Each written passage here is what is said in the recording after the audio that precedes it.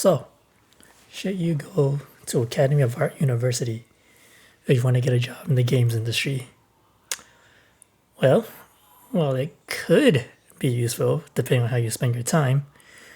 If your end goal is to get a job in the games industry, I would say that attending Academy of Art is a waste of your time and money. Now, why do I say that? Well, as someone who got their bachelor's there, let me tell you what my experience was like while I was studying there. First off, Academy of Art is a private school. What does this mean? It means that it's significantly more expensive than a public school. Another thing, Academy of Art is accredited.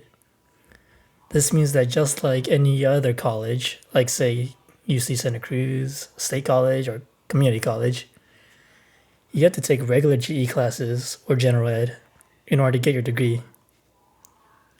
It took me 4 years to get my degree, and this required me to take summer classes each year. If you don't take those summer classes, then it takes you roughly 6 to 7 years just to get your bachelor's.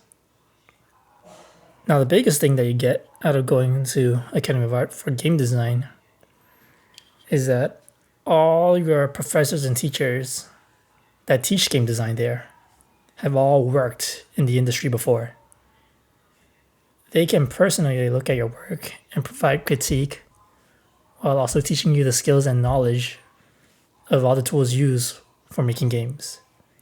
But here's the thing.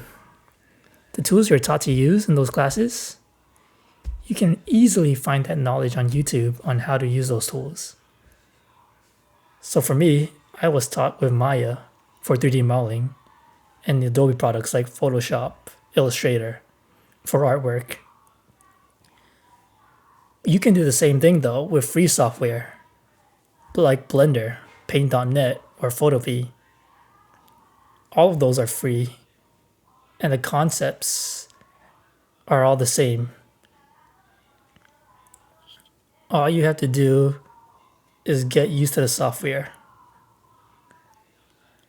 All of these free software have plenty of tutorials online for learning just about anything you need to know. You can even get your portfolio looked at by professionals if you ever go to large events like GDC. Those events are filled with people already in the industry showcasing their work and technology. I was taught how to use Unity and Unreal Engine 4 while I was studying there. Both of these are free. You can get them on any computer without paying a cent. And again, just like the other stuff that I mentioned before, like Blender or Paint.net or GIMP, you can easily find tutorials because that's just how popular those game engines are. Now here's the other thing. When you're applying for a job in the game industry, especially in the art or game design department, one thing that you'll see that's always asked for is a portfolio. Now, if you went to Academy of Art, then this isn't so bad, especially on the art side. Why do I say that? Regardless of whether or not you're trying to study game design, when you apply for Academy of Art, you submit your own portfolio as part of the admission process. Your skills are already decent enough, and taking those art courses will only increase your skills and add more pieces towards your portfolio. Presumably, you already have an interest in art and have opted to take art classes in high school, so you already have a foundation to build upon. However, it's likely that you know next to nothing when it actually comes to making a game. That's why you're thinking of going to Academy of Art to study game design in the first place. Your game design portfolio is starting from zero. Your first 2 years there, you have a mix of GE classes, mandatory foundational art classes, and like 1 or 2 game design classes. You will only have learned the bare basics of what's needed to make a game, and it will already taken you 2 years just to study that. Here's my opinion. If you're serious about getting into game design and the game industry, or you're thinking about it, you can start right now without going to the school for it. Like I said before, Unreal Engine and Unity are both popular game engines, and they're free. They've been out for so long that it's easy to find online resources that teach you how to use them, and you'll likely be able to create your first game within a couple months, maybe even sooner, depending on how much time you spend per day.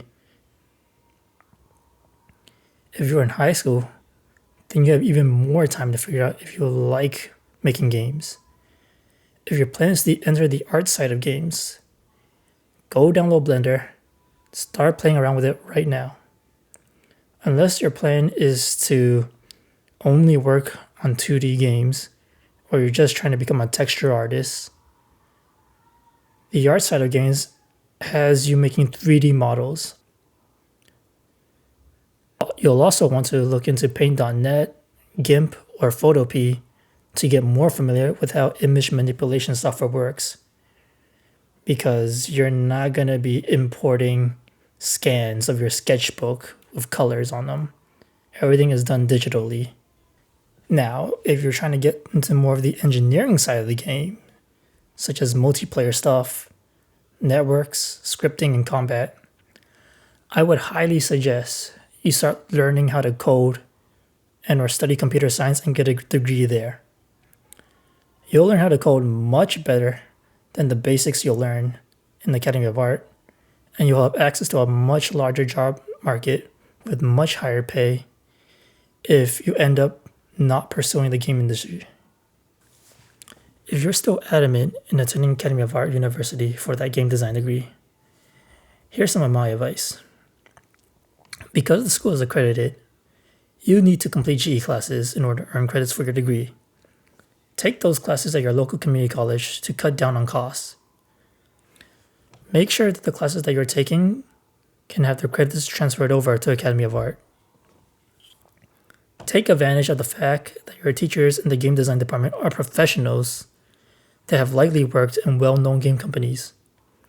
Get their critique and don't be afraid to ask questions. They know what to look for in quality and can tell you how to improve. Participate in school competitions. The game design department has competitions for different aspects of game designs. You'll end up working with a small team, with each person in the team working on one aspect, such as modeling, texture, rigging, scripting.